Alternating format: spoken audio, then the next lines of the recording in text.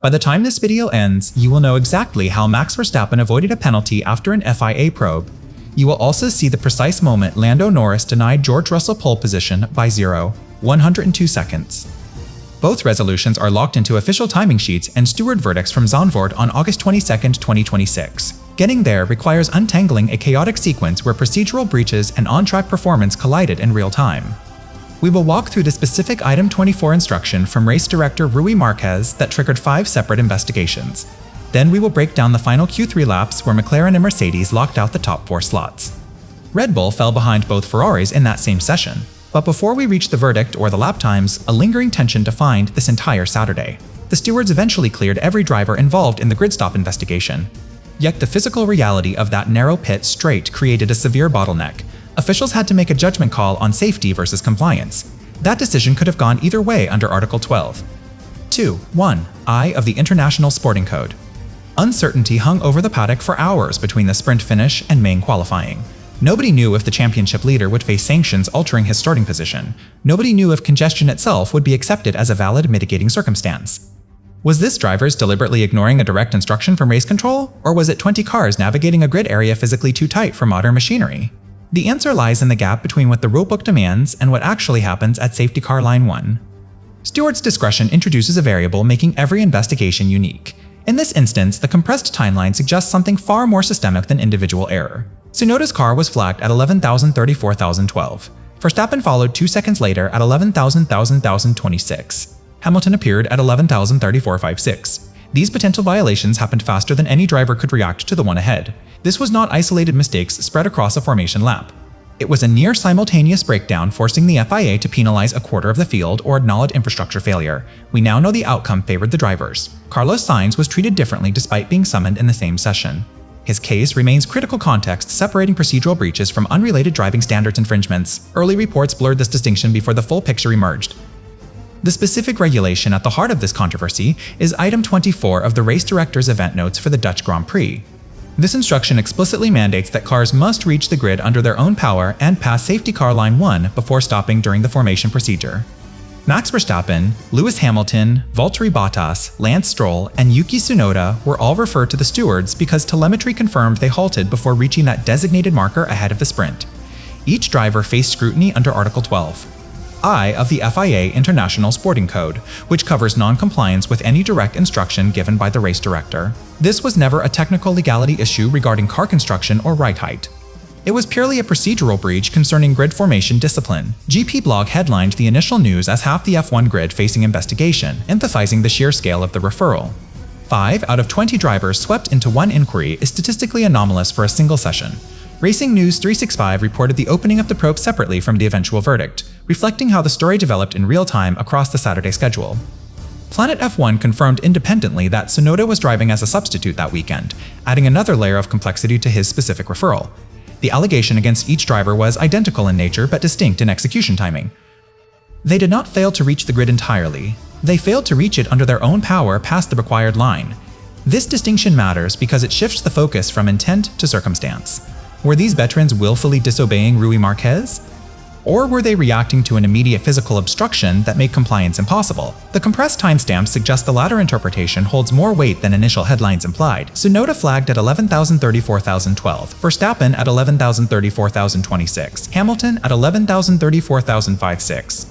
3 referrals in 44 seconds. That is not a pattern of individual negligence. That is a cascade effect triggered by spatial constraints. Zandvoort's pit straight is notoriously narrow compared to modern circuit standards. High banking and limited runoff areas compress the usable width for grid staging. Multiple outlets cited this infrastructure limitation as the root practical cause of the congestion. Drivers approaching safety car line 1 found themselves boxed in by cars ahead who had already stopped short due to lack of space. Stopping became a safety necessity rather than a procedural choice. Continuing forward risked collision in a confined zone with marshals and equipment present. The stewards had to weigh strict regulatory enforcement against genuine operational hazard. Their discretion under the International Sporting Code allows for exactly this kind of contextual judgment. No penalty does not mean no breach occurred. It means the breach was deemed unavoidable given conditions beyond driver control. This nuance separates administrative flexibility from leniency policy changes. The FIA did not rewrite the rulebook mid-session. They applied existing discretion to an unprecedented bottleneck scenario.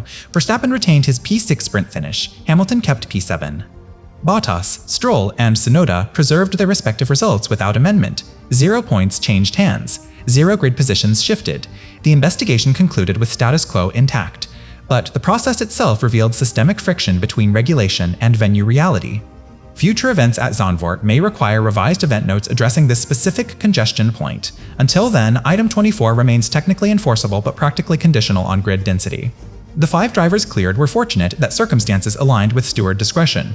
Had the bottleneck occurred 30 seconds earlier or later, the outcome might have differed. Timing dictated fate as much as compliance did. This investigation serves as a case study in how procedural rules interact with physical limitations. The rule exists to ensure orderly grid formation. When order becomes physically impossible, safety supersedes procedure. That hierarchy is implicit in every steward decision involving mitigating circumstances. The official verdict document reflects this prioritization clearly. Drivers acted appropriately given extreme crowding. Appropriateness here means choosing the lesser of 2 risks. Stop safely or push unsafely. They chose safety. The FIA validated that choice post hoc. No sanction followed. Results stood. The sprint championship implications remained null. But the qualifying session looming afterward carried entirely different stakes unrelated to this procedural drama. Picture this for a second. You are walking down a narrow hallway packed with people. The person in front of you stops suddenly. There is nowhere left to go safely. Your only option is to stop right there. This mirrors the physical dilemma at Zandvoort. Stewards acknowledged this reality in their verdict. They issued the official document on August 22. The ruling used very specific language. It stated the grid end was extremely crowded. Drivers acted appropriately by stopping safely. They stopped as close as possible. Racing News 365 and GPF fans confirmed this exact phrasing. Planet F1 published the verdict for Car 3. Verstappen stopped before safety car line 1. He did not reach the grid properly. Stewards still cleared him completely. Technical breach met contextual exoneration here. The FIA confirmed the infraction happened. Penalizing it would have been unjust. Compliance was physically impossible due to congestion. No driver received a time penalty. No driver received an official reprimand. All 5 kept their sprint positions. Championship points remained entirely unchanged. Verstappen stayed classified in P6. Hamilton remained secure in P7. Bottas and Stroll kept their results. Tsunoda retained his finishing position too. 0 sporting consequences followed the breach. The procedural violation was factually established. This reflects discretion under Article 12. Race Director Rui Marquez's instruction stands. Item 24 remains valid going forward. Enforcement now carries an implicit caveat. Venue limitations matter in future applications. Zandvoort created an unavoidable bottleneck situation. Punishing safe reactions sets bad precedent. Safety supersedes administrative compliance in real time. Stewards codified that hierarchy officially. Future cases may reference this verdict. Willful non-compliance differs from forced adaptation. Absence of sanctions implies conditionality. Physical possibility governs rule enforcement. Appropriateness replaces adherence when space vanishes. This framework protected all 5 equally. Championship standing offered no preferential treatment. Team affiliation changed nothing in review. Tsunoda faced identical scrutiny as others. Hamilton underwent the same process as Verstappen. Uniform application reinforces outcome legitimacy. The paddock accepted the verdict quietly. Reasoning aligned with observable track reality. Formation lap congestion was clearly visible. Telemetry data confirmed the tight timestamps. Written explanations bridged regulation and reality. Transparency prevented speculation about hidden motives. Documentation standards remained consistently high. The verdict resolved the sprint investigation. A new competitive drama began hours later. Main qualifying brought separate stakes entirely. So where does that leave us now? Remember how this all started, with the specific claim that Max Verstappen avoided a penalty after an FIA probe, while Lando Norris denied George Russell pole by 0. That opening promise highlighted 2 distinct outcomes on the same Saturday, and understanding why requires separating the grid stop acquittals from another steward summons that happened in parallel. Carlos Sainz was indeed called to the stewards during that very same sprint session. His case was completely unrelated to Item 24 or Safety Car Line 1. The Williams driver faced scrutiny for driving unnecessarily slowly under Article 12. This infringement tied directly to managing his outlap delta time after letting a car pass before turn 13. Several early reports mistakenly grouped him with the 5-driver grid investigation. Sport Bible initially appeared to list him among those facing the Safety Car Line 1 breach. Planet F1 later clarified this distinction in follow-up coverage. Conflating these cases creates false narratives about mass procedural failures.